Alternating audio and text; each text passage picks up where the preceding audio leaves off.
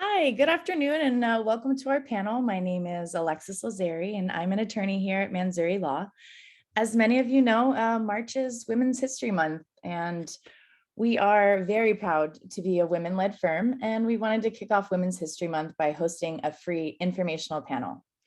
Today's panel will consist of three 15-minute segments where our panelists will discuss recent developments in cannabis licensing in the city of Los Angeles and the broader state of California, along with recent developments that will affect mergers and acquisitions in the cannabis space. We will then conclude with a 15-minute Q&A session. If you look at the bottom of your screen, at your Zoom window, there's a Q&A button. We would really like if you would submit all of your questions there anytime from going forward. We obviously aim for this to be helpful. However, for more resources, we encourage you to subscribe to our newsletter, send us an email, and follow us on Instagram at 420 Attorneys. You can find all of our contact information included in the chat below. It's our honor and our welcome to welcome Tammy Pettigrew as our moderator. Most of you know her from Instagram as the Cannabis Cutie. Tammy is the epitome of a trailblazing woman in cannabis. She's well known throughout the industry as an advocate, an educator, a speaker, and a social media icon. Amongst many other projects, she's currently filming an educational series on cannabis with Snoop Dogg.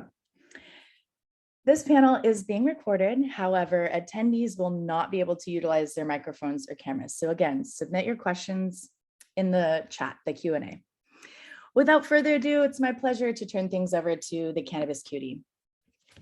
Hello, everyone. Thank you so much, Alexis, for that introduction. I am so happy to be here with powerful trailblazers in the cannabis industry during Women's History Month.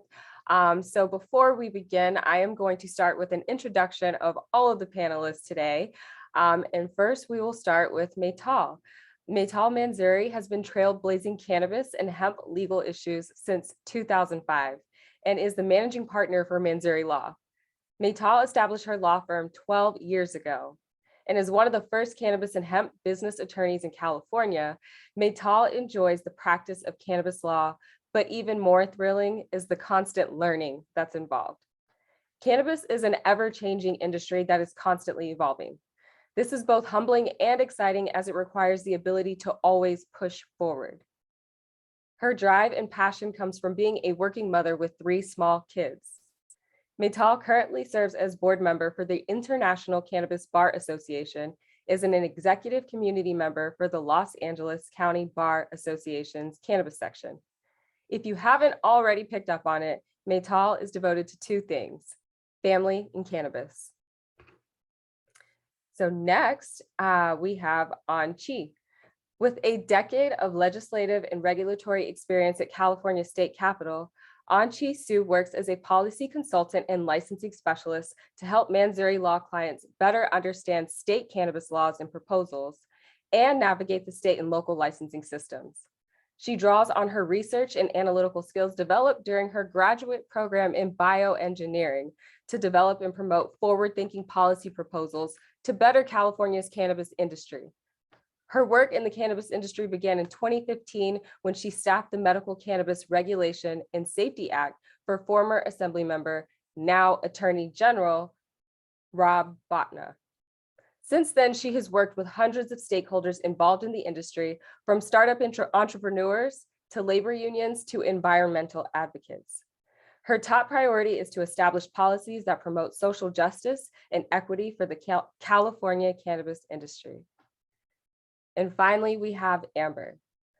After graduating from law school and spending time working for the United States Attorney Office in Miami, Florida, upon her return to California, Amber has been actively involved in the commercial cannabis industry since 2017. Amber is a licensing specialist at Manzuri Law, where she works with some of the leading cannabis brand cultivators, manufacturers, distributors, and retailers. She has experience navigating medical and recreational marijuana regulations in 9 states and has won over 67 licenses for clients to date. Amber is member of several professional associations, including Minorities in Cannabis Business Association, Women Grow, Normal, and Indica. Amber resides in Pasadena with her 6-year-old daughter, Iris. And in her free time, Amber volunteers with Girls Inc. and Union Station Homeless Services. Thank you so much for you all being here. And before we start the panel, because you guys are all powerful women and it is Women's History Month, I have to ask each panelist, and we'll start with Maytal, what is it like being a woman in business in cannabis and being a working mom? Thanks, Tammy. Thanks for helping with this. I'm so excited to be here and with such amazing panelists and such a great audience. Thank you. I think operating a business as a woman is one thing. Being in the cannabis industry as a business owner and a woman is another thing, and then also having 3 kids is a whole other thing. So all together it's obviously very challenging, and not a lot of free time here and there, but I do really enjoy just being a role model for my kids as to pursuing your dream and doing what's necessary, putting in the hard work that's necessary to succeed and to achieve.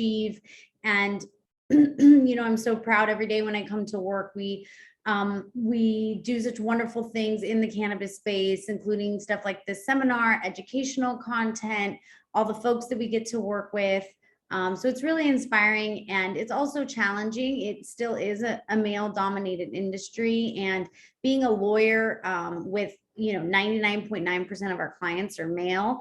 It can be a challenge, and surrounding myself with women like the panelists here today has really helped me feel supported, and the strength that I needed sometimes in some of those moments. Being in a conference room or a boardroom with 10 men, and trying to influence and stay on top of the issues and be heard can be a challenge. So for any women that are in business in the audience, I would say really surround yourself with other strong women, because I found that to be such a key part of our team.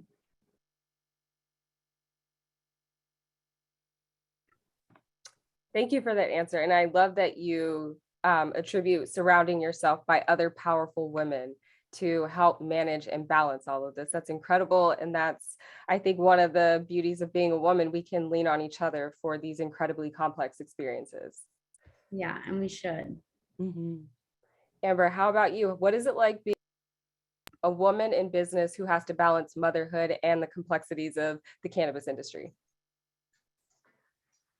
Wow, where do I begin? I'd have to say being a woman in business and having a 6-year-old child would definitely require a lot of multitasking, a lot of time management, practices. But however, I like the flexibility. I like to know, like, I could take on projects during certain times when my daughter's at school. I can also, when she gets out of school, I can help with her homework and then go back to my work. So I like the flexibility. I like the fact that, like, with working with Men's Dirty Law, like, it's a powerhouse of women. And there's not a lot of us women like on this level in cannabis, much less, across the country, as I've seen. It's really a male-dominated industry still. And I believe everybody on this panel is making are trailblazers and opening the doors for our children.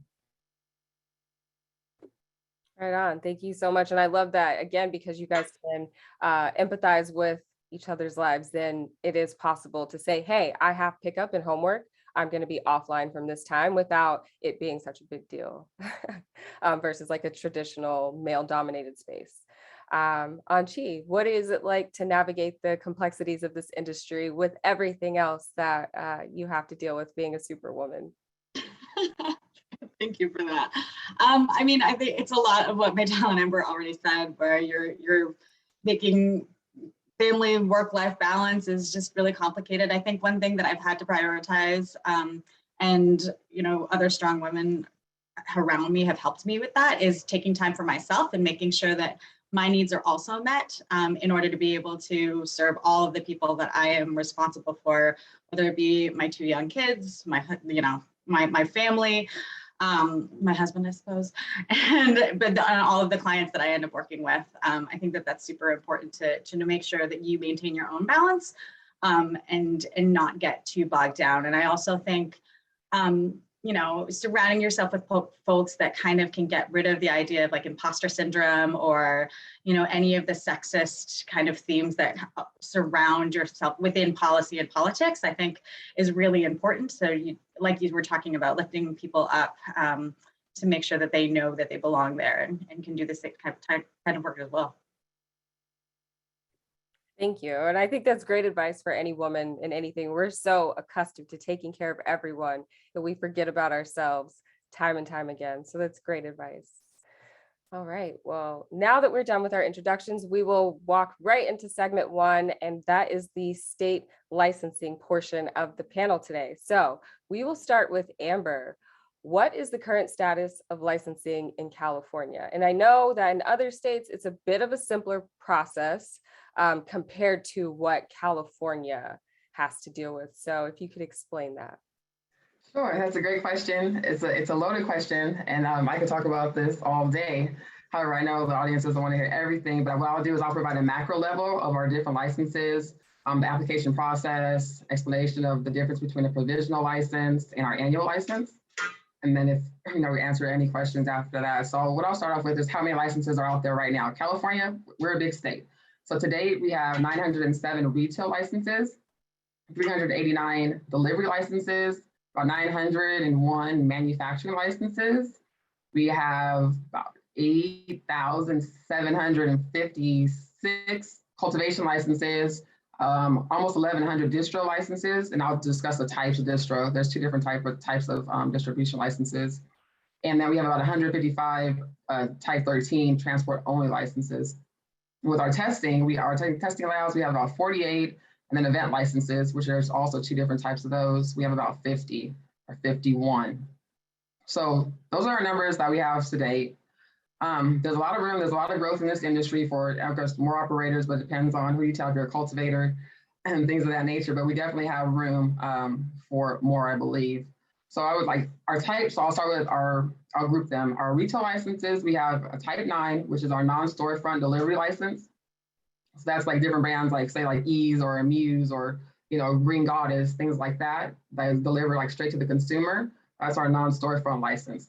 We have our type 10 license, which are a dispensary license, which also allows for the owners to do delivery, which are your storefronts. I won't say any retailer names out there because I don't want to show favoritism to anyone, but that's your basic retail space that you go to, all over California.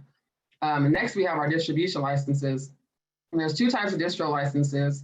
We have a type 11 distribution license, then we also have the type 13 distributor license. And the difference between those two is the type 11 is more encompassing. It allows you to move products between a cultivator, a manufacturer, or a distribution facility. You can also provide storage to other licensees, and you can also arrange for testing, and then you can also move final packaged like products to the retailer. Now, if you go after a type 13 distributor license, that license is like transport only license, which means that you move product between the cultivation facility, a manufacturing facility, and a distro facility. And that's it. And the great thing about this license also, if you want to move your own product, I know that DCC has some kind of like reduced rate for your own cultivation, your own manufacturing, your own to do their own distro. So that's like a nice carve out for people who want to do their own distribution of their projects.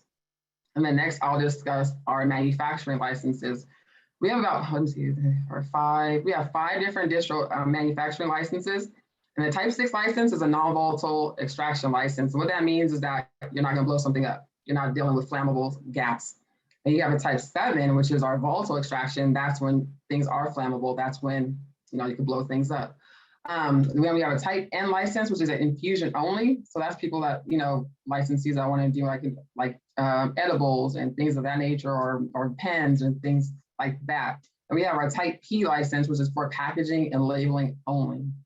And then we have a type S license, which is manufacturers are allowed to share a shared use facility. So you can have somebody that's doing like not a type 6, like non-volatile extraction. You can have somebody doing infusion only. You can have somebody doing packaging and labeling. These licensees can be on the same premise, sharing the same use facility. So everybody can be working together like almost as a manufacturing community, which is a great benefits of this license.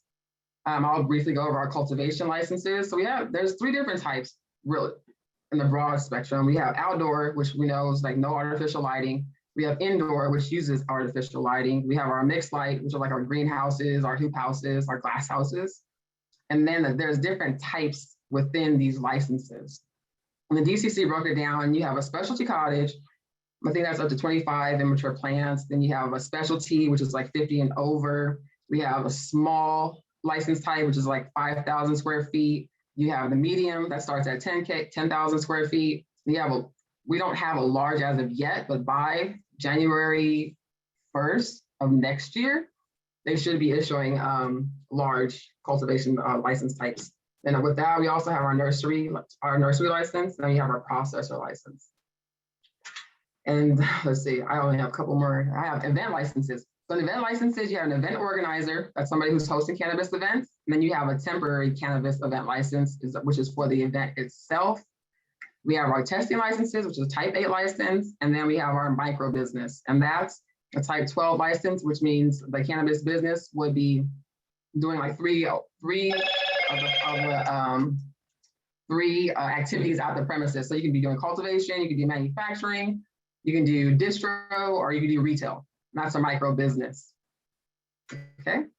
Now I'll briefly go over the application process is extensive. So I'll give you like the skinny on it. So if you want to come to California, you want to do business here, first you're going to get a local license if they're accepting local licenses. So say, boom, you apply, you get a local license, you're approved. You move forward through the local licensing process, whichever that may entail. It could be conditional use permits. You can do minor use permits depending on what state, what county you're in. So that once you knock out that process, you receive your local license. After that, next step 2 would be your state license. So you go to the state licensing, whatever license type you're going to do. We have 3 different bureaus. You have the CDPH, which is for manufacturing. We have our CDFA, which is for cultivation. And then we have our DCC, which is for like all of the other license types that I mentioned earlier. So you go to the corresponding one, set up your system, answer everything that's been requested of you, supply them with all the information that's been requested of you. And then once you go through that pipeline, which we know takes a long time, sometimes we get caught up on premises diagrams and things like that. Then once you finally get your state license, you go in, boom, hang it up. And then every year you have to renew it. So you go through the renewal process. Sorry if I'm talking fast, I know. And then lastly, I have provisional and annual licenses. I'll just leave a skinny on the provisional because I know this is gonna be a big topic coming on later on. So provisional license is like when you're still getting it together. So it allows cannabis businesses like a pathway to enter, the legal market, while at the same time they're completing their local requirements. Like I mentioned earlier, they're also taking care of their like CEQA requirements. And the annual license is when the cannabis business submits everything that's been requested in the application from the DCC or the corresponding department, depending on your license type. You comply with CEQA, you comply with your local regulations, you sign a labor peace agreement, or if you have less than 20 employees, you sign a notarized statement saying you will enter in one once you reach that number of employees, and you've done your caliber training and things like that. And that's when you have your annual license, you're good to go. And that's it. I learned so much there. That is insane. Now, I'm originally from Oklahoma, and kind of the process there is like getting a license. You check all the boxes, you're approved. And then I'm listening to this and I'm like, wow, you guys are really super women. So the DCC recently set deadlines to apply for provisional licenses before the program comes to an end. What are these deadlines? What do they mean? And who do they impact?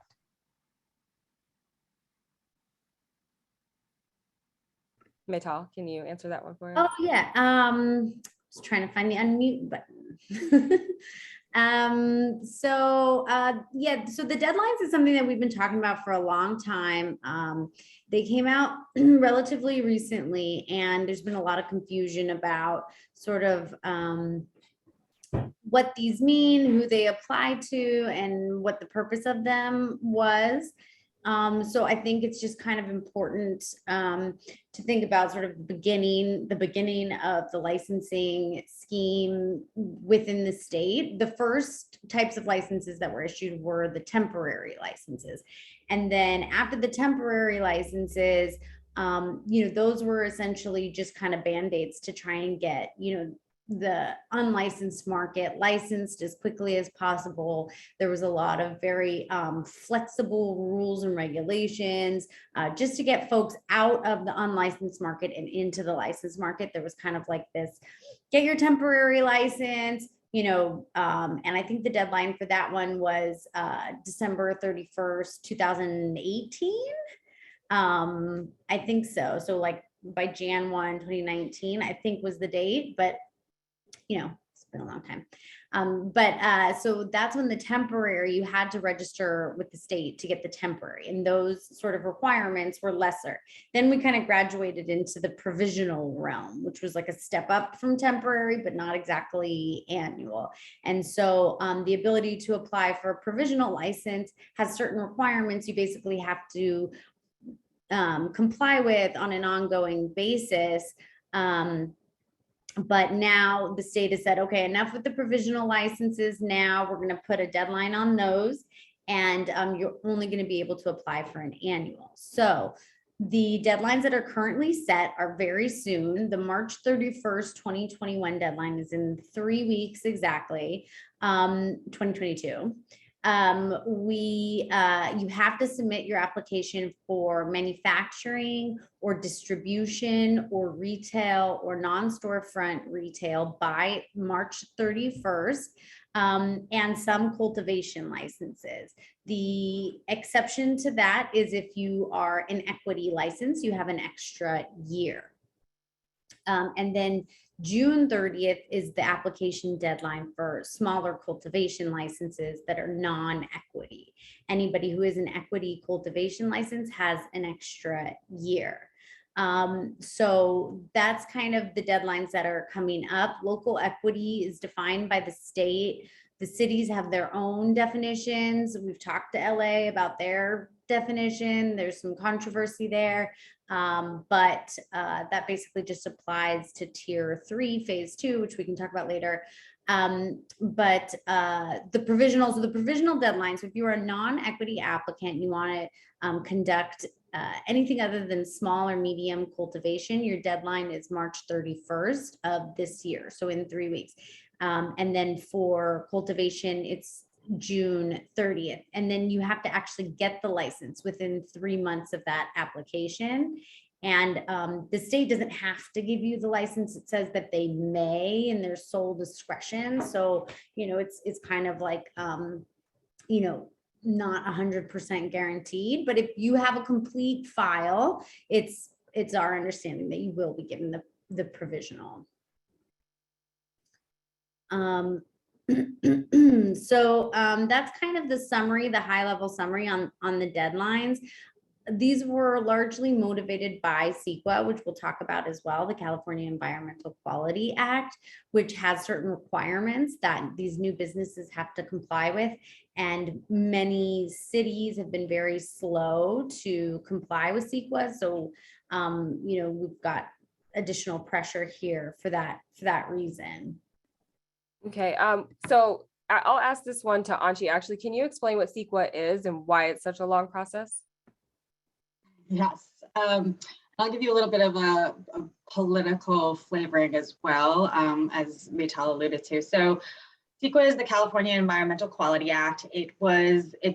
I promise you, it's not something specific just to the cannabis industry to make everybody's life miserable. It is a statewide mandate for anything that is considered a new project. And so it was created back in, I think, 1970. And the goal of it is actually to ensure that the environment is protected if there are new major construction projects. So if you're putting up a big box store or something like that.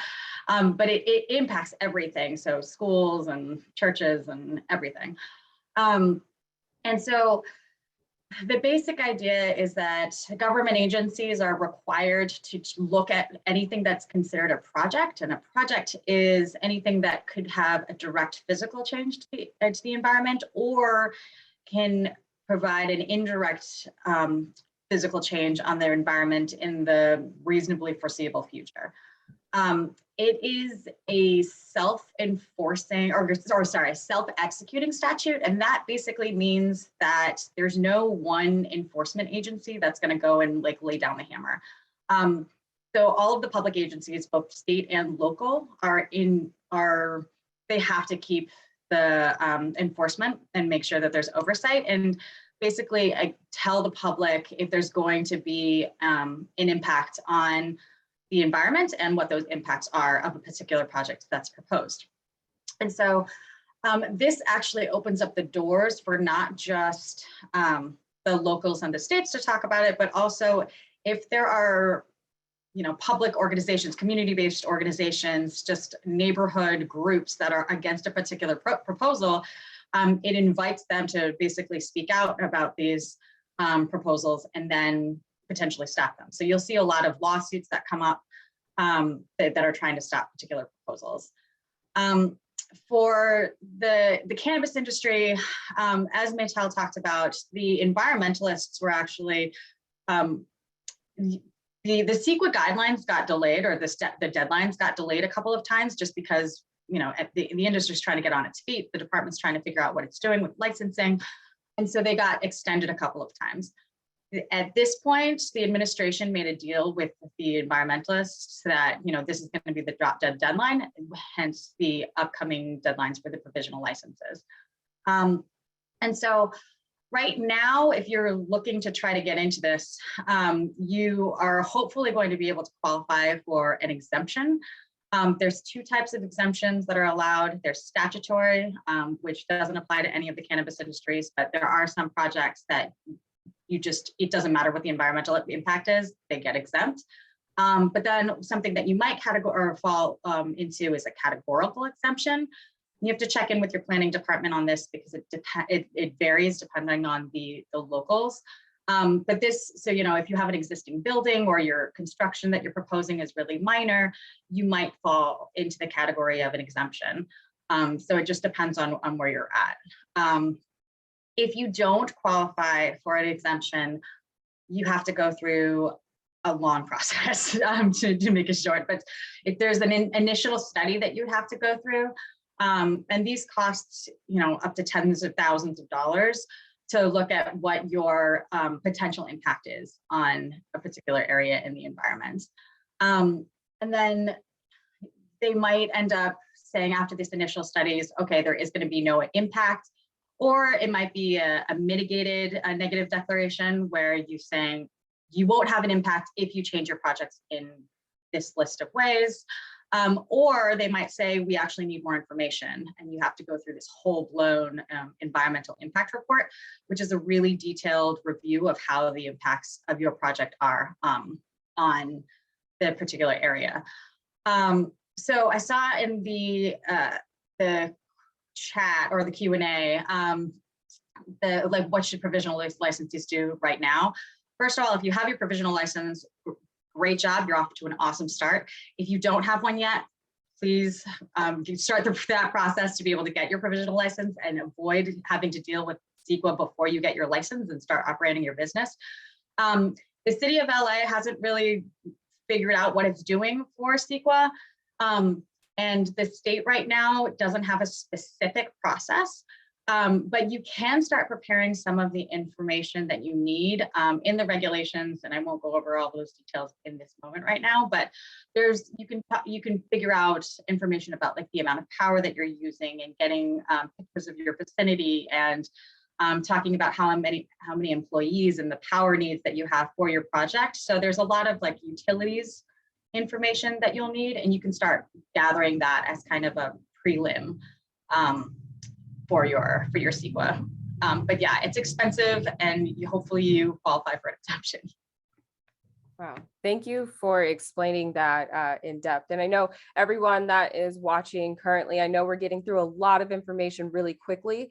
You will be able to access the Zoom after we complete today, but we're going to go ahead and complete segment 1, which was state licensing, and go into local licensing, which Amber mentioned at the beginning of the panel.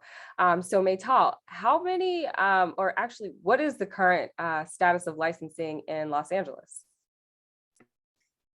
Yeah, I recognize that some people on this, thanks Tammy, some people on this might not be interested in Los Angeles, but it is a lot of the work we do. So it kind of bears mentioning and going over. As Amber said, you need a local license before you get your state license, and each local in California, and there's so many of them, have their own rules. And so you have to be really conscious of that. And so whenever anybody calls in and says, hey, I want to get a license, the first question is always, okay, what city are we looking at? And it's like, well, what are the cities that are open? And it's like, okay, let me open up my sort of index of all cities in California, which is really difficult to do. So it's really important if you are interested in getting a license, to go through the locals first and really investigate which cities you're interested in.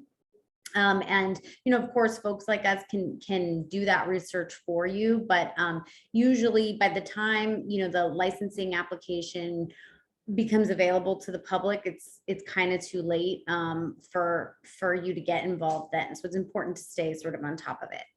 The city of Los Angeles is its own special place when it comes to licensing. It's very complicated. It's been a challenge for all those that are operating in this city. Essentially, there have been three phases of licensing. The first phase of licensing is kind of those retailers that were grandfathered in. They're called EMMDs, or existing medical marijuana dispensaries. And there were about 190 of those that were eventually licensed by the Department of Cannabis Regulation here in Los Angeles.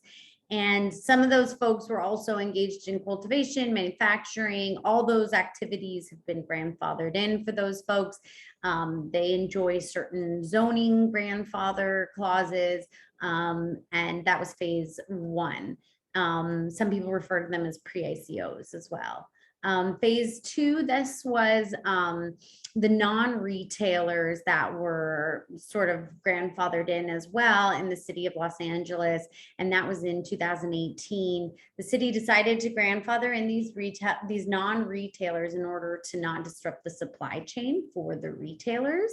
And so there were like 13 or 14 requirements in order to qualify for phase two, one of which was to participate in the social equity program. And so the department created 3 tiers of social equity verification for phase two non-retail.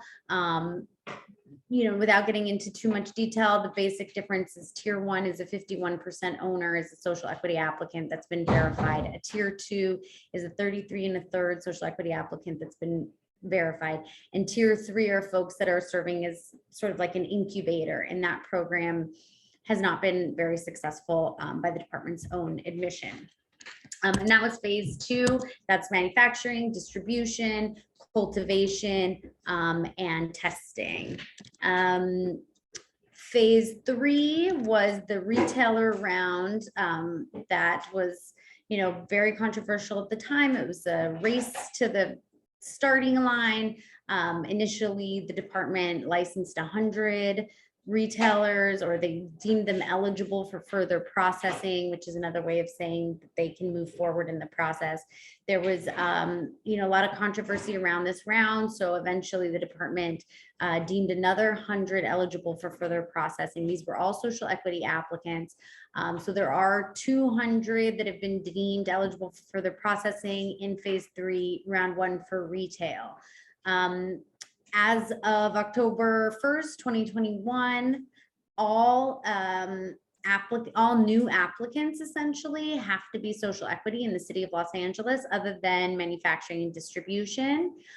So you can apply for a non-retail delivery in the city of LA. There's no caps on those licenses. You can apply for a nursery license, which is like a B2B, business to business sale of immature plants or clones or seeds. That's a nursery license. You can get that in Los Angeles. You can get manufacturing, distribution. I believe that you can still apply for a testing license. But the major ones like cultivation and retail are essentially unavailable for new applications at this time.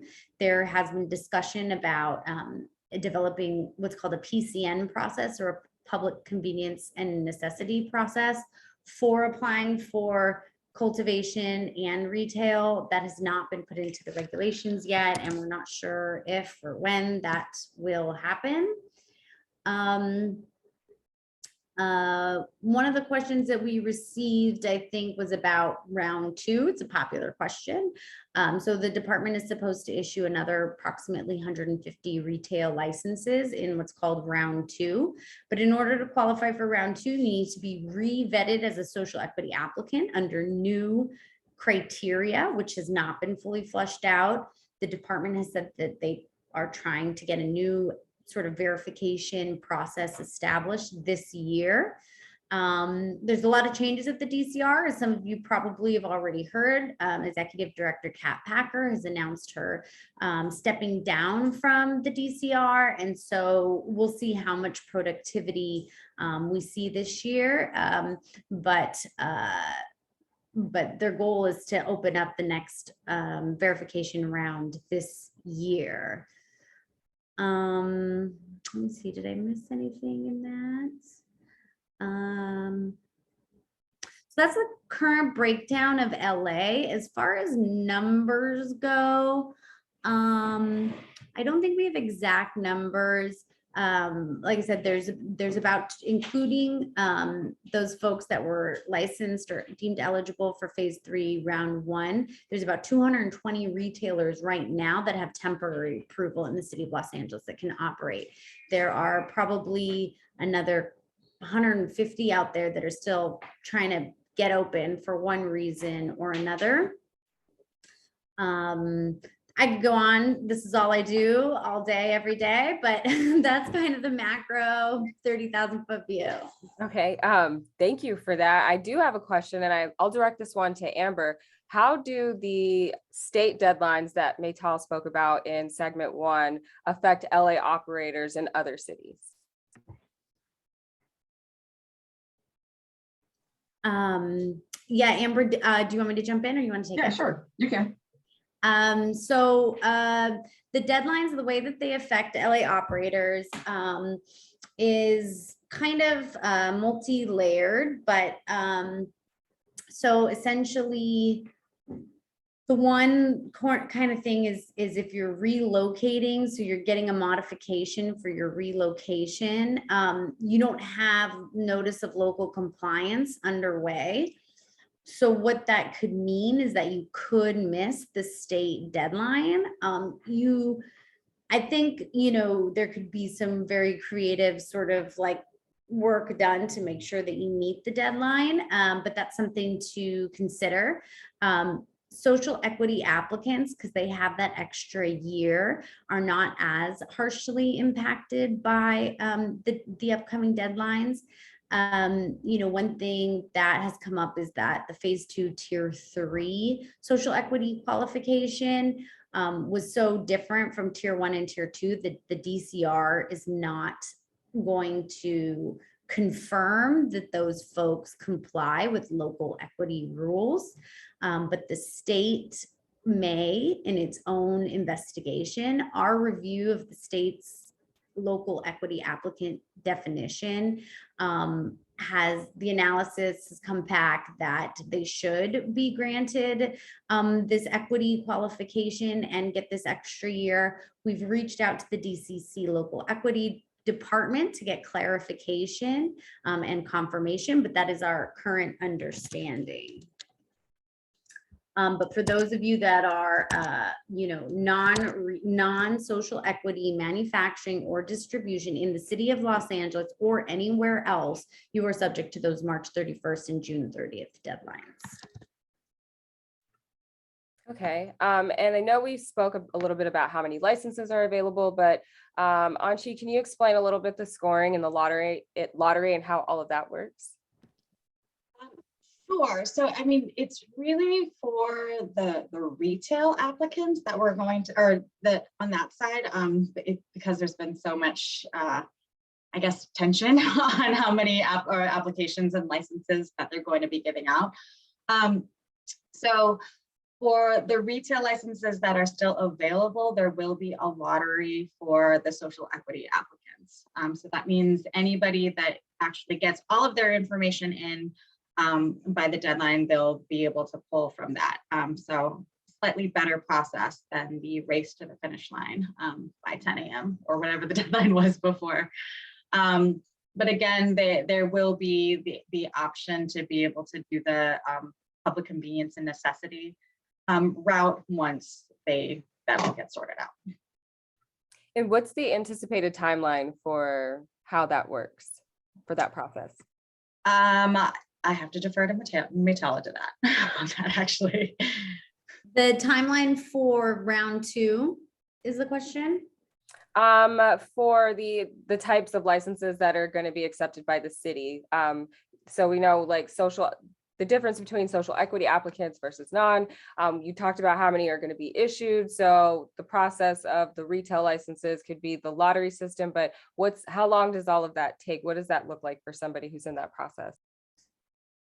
It's really uncertain, to be honest. The verification window has to open, then there has to be 60 days of verification. So the first thing would be to make sure that you qualify as a social equity applicant or have a partner that does. For round 2, they will be required to own 51% of the company. There will not be a tier 2. And they have sort of moved around the zip codes. So it used to be kind of disproportionately impacted areas, and now it's police reporting zones. And we don't have all the details yet on what those police reporting zones will be. And then once you're qualified, then from what I understand, the ordinance says you don't need a property.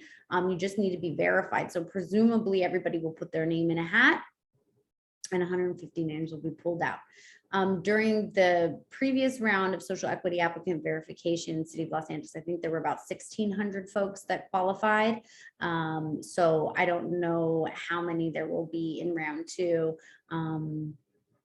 Yeah, that remains to be seen. Okay, thank you.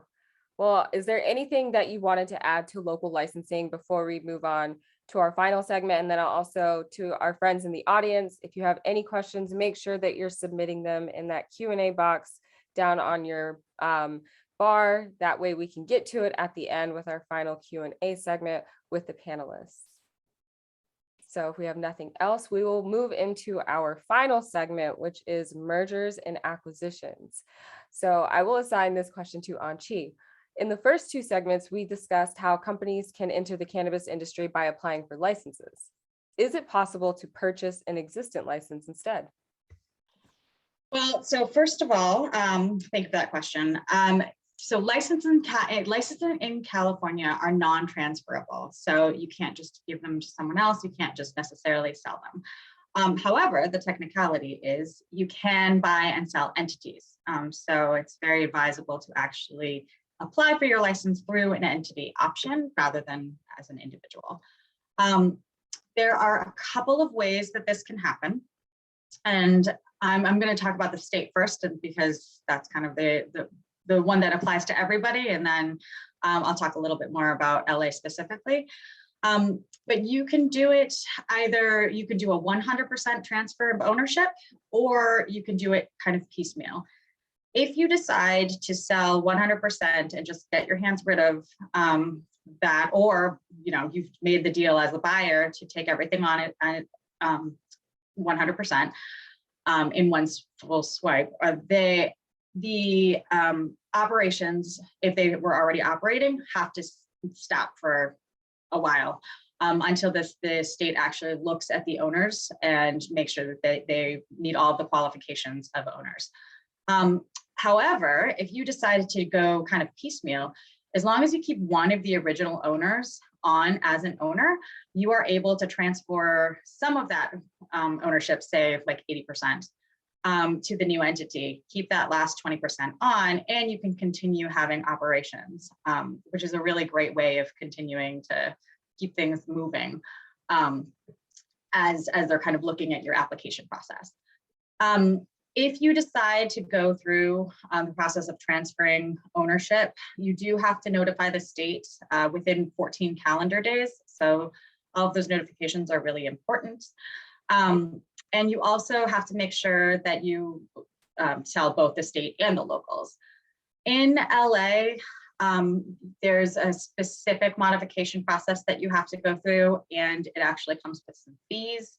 If you do it on the state level, it's basically just a notification, and then you give them the information that they want, things like business formation documents. The state will want some live scans. LA, you tell them that you want to transfer this ownership and what it will look like. And they'll probably, they will want business formation documents, figure out who the ownership is.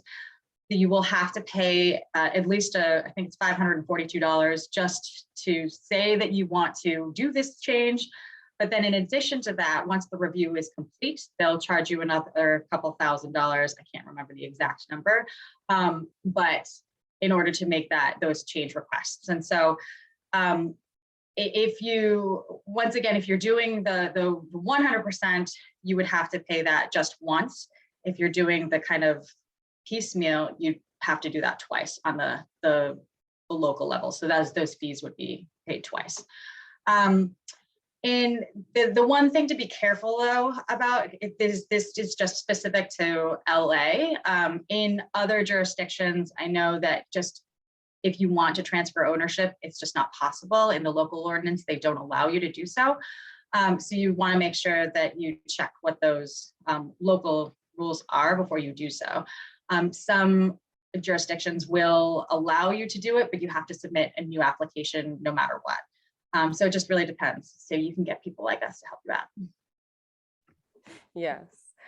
So I'll ask this next question to Amber. What are the advantages and disadvantages of buying in versus going the traditional licensing route? That's a great question. I would say some of the advantages of buying in to a license is that the business is already operational. So like whatever background experience you and your team are bringing along with capital, you don't have to go through that the full-fledged licensing process like that license operator has. Like, so you're skipping like the local license process, you're skipping the state license process, you're skipping all of that. And you're like coming into almost like a turnkey facility where you're bringing, you know, whatever you're bringing to the table, whether it's capital or team or systems and, you know, things like that. So that's one of the pros. I would say a con into buying into it is that you're taking that the operation and the location like as is. Like, this is what we have and this is what we're offering, and you don't know what you could be walking into. Like a lot of deals have gone wrong because some things have been withheld from the person who is buying in. A lot of times people are from out of state want to buy into cannabis businesses and have operations here, like, you know, via a current like cannabis license holder.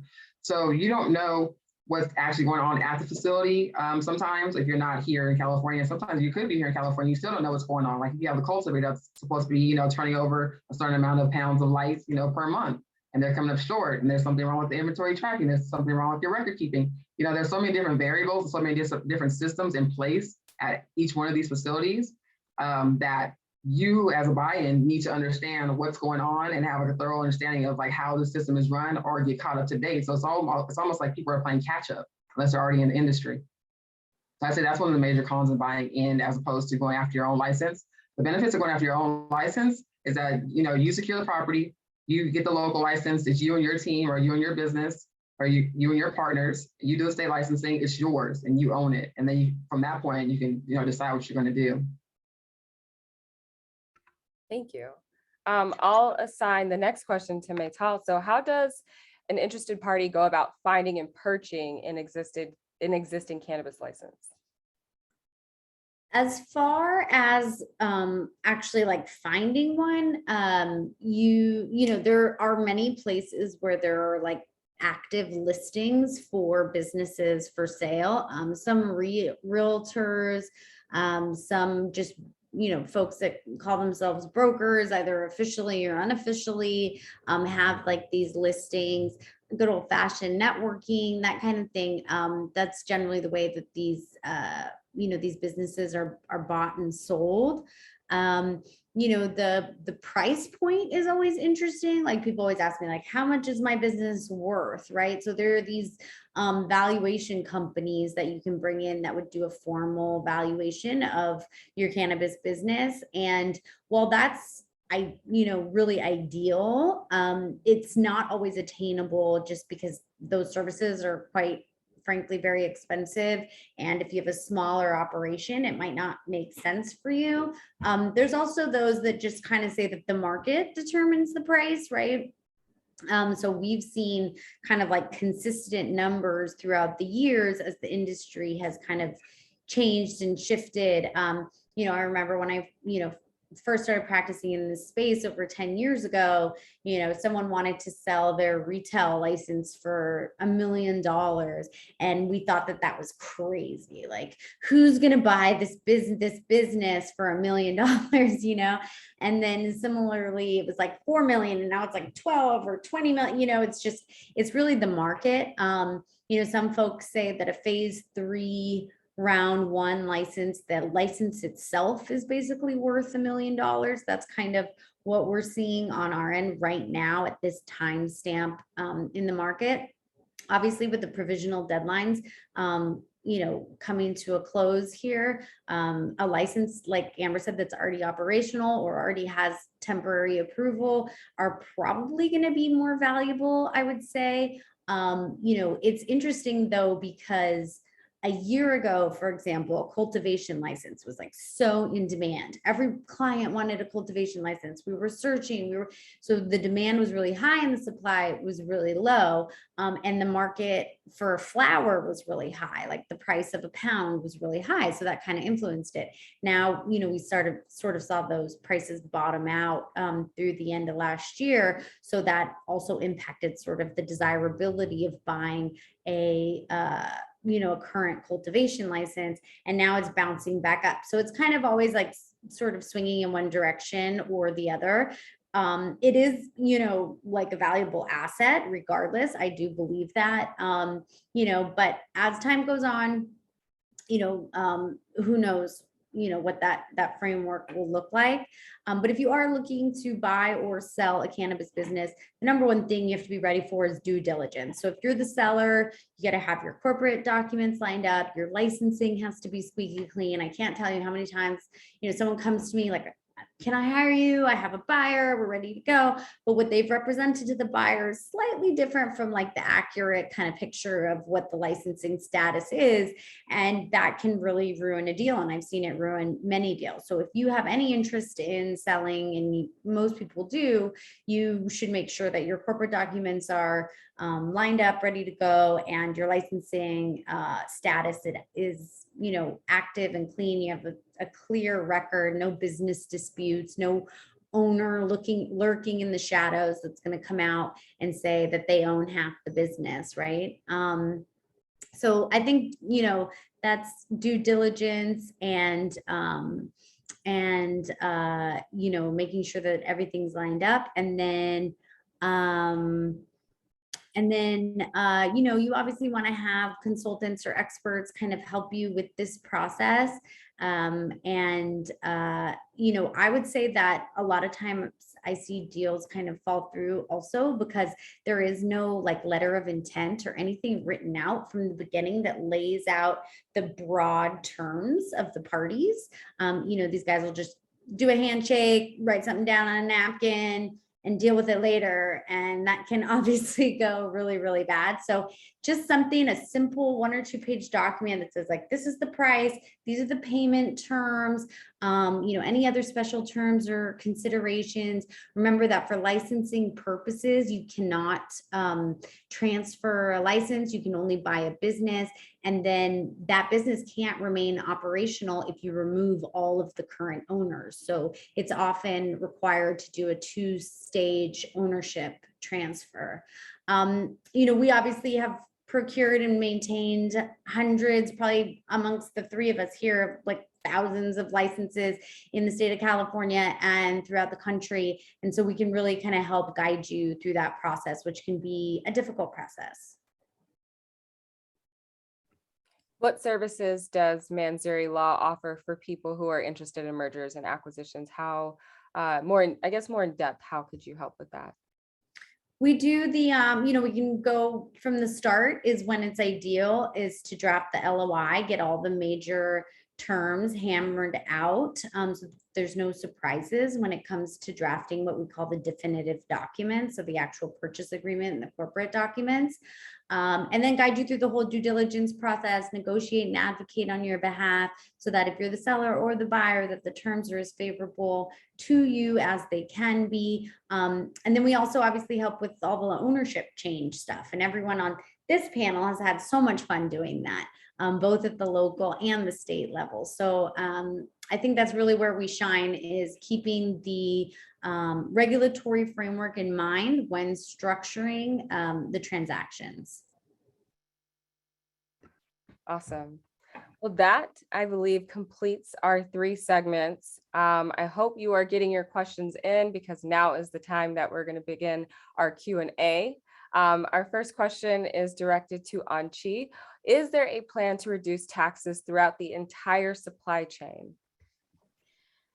First off, this is a very loaded question. And the short answer is there are many plans. So right now we are in the legislative session for California, which means that all of the legislators, all of the elected officials, assembly members, senators are coming up with bill ideas on how to impact the cannabis industry. And I think like 5 or 6 of them all have to do with taxes. To be clear, the state only controls the state portion of the taxes. So things like the cultivation tax, which is right now a weight-based tax, as most of you probably already know, and then the excise tax. Then the locals are the ones that control the local taxes. And so the easy answer for the locals is it kind of just depends on what your locals want to do. There have been efforts in, for example, San Francisco to, put a temporary hold on the local taxes, and there's definitely efforts in other jurisdictions to do the same. At the state level, there's a lot of different ideas on how to do this. Some people want to completely get rid of the cultivation tax. Other people want to roll the cultivation tax into the excise tax, so that there's kind of if you want to, they call it like neutrality, revenue neutral, in terms of the amount of tax benefits that the state would get from it. I mean, the next logical question is like, which one do we think is going to end up passing? And that's really difficult to say right now. Based on my experience with just lots of complex cannabis policy at the state level, the administration is going to get involved. They've already started discussions with stakeholders about this. And then the leadership at both the Senate and the Assembly are going to get together, and they're going to try to hash out a final plan through very serious negotiations, and kind of take the ideas that are favorable to the most number of parties and try to put together a plan. So do I think that they'll be successful? I'm not sure, honestly. It's still a little too early to say, but there are definitely plans to try to change the tax structure and alleviate some of the pressures that are on the industry. I would be remiss if I didn't talk about the fact that there are a lot of equity groups in particular that are trying to focus on this as well and make sure that there's tax relief specific to equity operators. And so I think that'll be in play a lot more this year than we have seen in previous years. Thank you. Our next question is about event licenses, and I'll ask this to Amber. Are there any issues getting event licenses, and are they less difficult to get? Well, that's a great question. Are there any issues? You shouldn't run it. I mean, there are issues you could run into if you don't submit a completed event license application on the state level. And I was for the answer to the question about is it easy to get into event, like depending on your area. Number one, like we got to go back to the regulations. If your area allows for cannabis events to be held there, and it's like your local like county or state or city allows for that, it should be fairly easy to apply for an event license. Got it. And then the next question that I have is, in Los Angeles County, starting as a brand new person interested in their own retail cannabis company, what is the first step in getting started? And what is the estimated cost in getting licensed? And this is for Maytal. So it's a brand new person interested in starting retail cannabis. Yeah, retail seems to be a real popular one. It's what a lot of folks want to do. It's also the most competitive and most difficult, I would say, in my experience. So they're the most limited in availability in cities throughout California because it's very public facing. So, you know, local politicians and local governments very much limit that side of it. So that's one reason it's difficult. Another reason that it's difficult is, that's,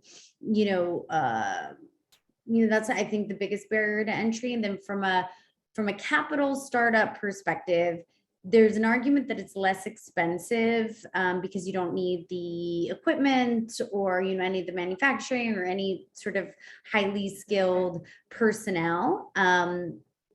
At the same time, you have to hold on to a property for quite a while until you can get licensed. So depending on where you're applying, that is usually the case, not always the case. You know, we should talk about, you know, unincorporated LA County, for example, is coming online soon for social equity applicants. We don't know what the property requirements will be there, but you know, at some point you have to get a property and hold it down for 3 to 6 months, depending on when you're going to get the license, or if you're not going to meet the deadline, maybe even years to get through the annual process. And then, you know, standard build out, like for a retail store, plus costs for inventory, which, you know, you want like probably like $200,000 when you start for that inventory, and then cash flow. And then as a retailer, you're also subjected to the most taxes and the least deductions. So, you know, 280E prevents you from deducting a large part of your business from your business expenses, which can be kind of crippling. So I think that the retailer license is the hardest one. And then also you have to compete with folks, right? So, and you have to compete with the unlicensed market, which can sell the product at a fraction of what you sell it at. So I think that the successful retailers, you know, obviously have the capital and the wherewithal to get the license. And then branding and marketing is like so important. It's the most important, or being managed by one of these, like, you know, big name chains, and having them manage it so that you have more opportunity for success, but then obviously your profit share is going to go down. So, I think that the most valuable part of the retail license is actually just having the license. And in 2, 3, 5 years, when you know, the big federal government sort of change happens that we've all been kind of talking about for so long, you can sell that license for 2, 3, 5, 10 times what it cost you to get it. Thank you. The next question for Anchi is, if we want to sell just our phase 3 cultivation license, which is non-social equity, at the city level, that is part of a micro business, how will these upcoming deadlines for provisional licenses impact us? And is there anything we should be aware of? Yes, the most important part of that is, do you have your provisional license right now? Because if you don't, it will definitely impact you. And you should get that as soon as possible. If you already have your provisional license, there is nothing in the regs that says, or at least that I've seen, that says you can't change your ownership afterwards. So you get your provisional license, great, then you can work on moving towards your annual license. But there's nothing that says that you wouldn't be able to sell it afterwards. So if you don't have a seller right or a buyer right now, I would suggest working on your provisional if you don't have it. And then if you already have it, then go forth and conquer. You'll also want to make sure once you're doing your selling, you'll have to notify the state as well of the sale. Thank you. Mhm. Another question that was asked is, which license do restaurants need? Restaurants that want to sell, I'm assuming cannabis goods. Yeah, she wasn't very specific, but I'm guessing if you wanted to have a restaurant like the Cannabis Cafe, for example, the OG Cannabis Cafe. Yeah, so that's it would be a consumption lounge, which is still a part of the retail license. But in local cities like in West Hollywood, for example, they've carved out their own license because the locals can do and call it whatever they want. And then the state does and calls it whatever it wants. So you have to comply with both. The major disconnect in the regs for edible on-site consumption locations has been the limitation on not selling selling non-cannabis goods. Had a double negative in there. So essentially trying to sell a product that doesn't have cannabis is forbidden in a place where you're selling food with cannabis. And so that was really tricky and has been really tricky. And so they have this like dual payment system set up in these kinds of places where you're technically ordering from the cannabis cafe, the cannabis products, and then next door is the restaurant without the cannabis license that's delivering the non-cannabis food to your table. So the proposed regulations are trying to fix this. So we didn't mention, because an hour is not nearly long enough, but there's a whole 400-page proposed regulations that just came out on Friday that try to fix a lot of the sort of ambiguities and issues that currently exist in the regulations, and that's one of them. Got it. Thank you. Next question is for Amber. The council file number 21-1083 that was adopted by the LA City Council and signed by the mayor has a recommendation to aggregate social equity 51% and amend the definition to undue concentration to consolidate the existing exemptions. Based on your experience, how long do you think this will take to implement? Check your crystal ball, Amber.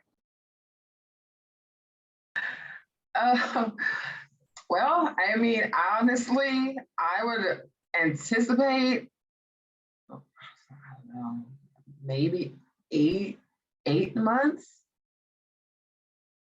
eight to 10 months. Okay.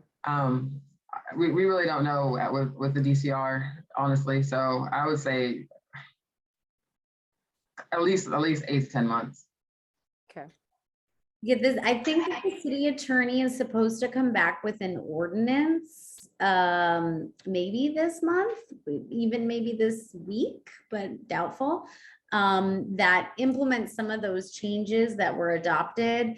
So, you know, it goes through this process of like, here's this proposed ordinance with these amendments. Okay, and then every person gives their feedback. I don't like this section. I don't like that section. Let's da, da, da. So Amber's probably right. It's going to take like, you know, at least a couple months to get a new ordinance in. And then by the time you actually see any impact on it, you know, we're looking at a little bit longer for sure. Okay. Got it. All right. Thank you for that guess. I know it's a really hard one to, you just never know. The next question that I have is, and this is for Anchi to answer, when do you see the city of LA allowing licenses to relocate outside their given zone? More crystal ball questions. So I think that it's going to be really interesting to see how the impacts of both LA County opening up and the new leadership that ends up stepping in for DCR will impact decisions like this. I think it'll at least be another year before any of that happens, I think, because LA has been moving at a snail's pace to make any changes, in my opinion. But I think that if we end up seeing more flexibilities in movement in places like LA County, or just depending on kind of like the goals of the new DCR leadership, we might end up seeing something a little bit sooner. But right now, I think that they're trying to focus on just the problems that are well, the other problems that are existing in right now, or in the city right now. But I don't know if anybody else has thoughts on that. Got it. And I think we're moving into our last 5 minutes of questions, so get them in now if you can. We have a question that, my question is, which one of you specifically handle the regulatory compliance for your company? Or do all of you bring compliance into your specific expertise? I guess I'm asking, do you have a compliance operation within your team?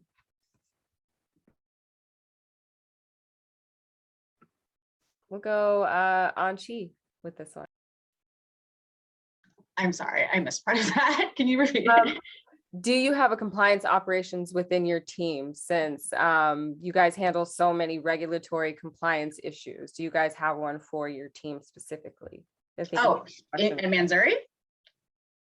Oh yeah, we definitely do compliance. And so we help folks out at both the state and the local level, kind of if you get like a notification of a violation or something like that, that's something that we will work with the state or the locals directly to help submit any clarifying documents that they need, or create a plan to be able to remedy that violation. And if you also just have questions on compliance in general, we are happy to help out with that. So we work with each client as they need. Got it. Okay. The next question, can an EMMD move their retail part of their city license and move it to a different CPA and leave their cultivation and distribution part of the license at the locations it's currently in? So can you split the location with the license? You can split the location, but I think the person is also asking more specifically if they can move their retail out of their community plan area in the city of Los Angeles. And the question, the answer currently is no. The DCR keeps asking the city council to consider the proposal to allow folks to move out of their community plan area. But city council just kind of keeps ignoring it. There's a lot of people that don't want any more of any kind of license. And so they don't want other folks moving into their district. It might be available via PCN, public convenience necessity, in the future. But right now, retailers and cultivations are limited to their current community plan area. Manufacturing and distro can move out of the community plan area. Thank you. And I think this one might be our last question. And I'm going to ask this to Amber. As a tier 1 phase 2 social equity applicant with approval for retail and delivery in LA, is there an opportunity for me to sell my retail license to investors as a tier 1 phase 2 social equity applicant with retail and delivery?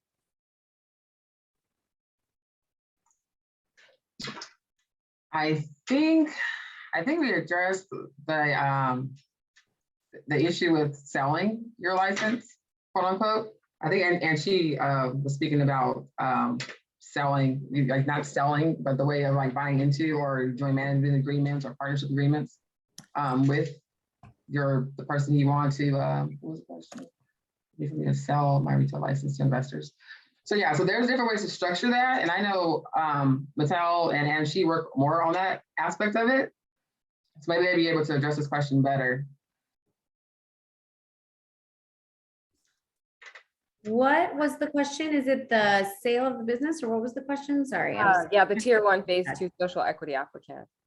Tier 1 phase 2 social equity applicant looking to sell their business, and whether we can help with that or what the process is.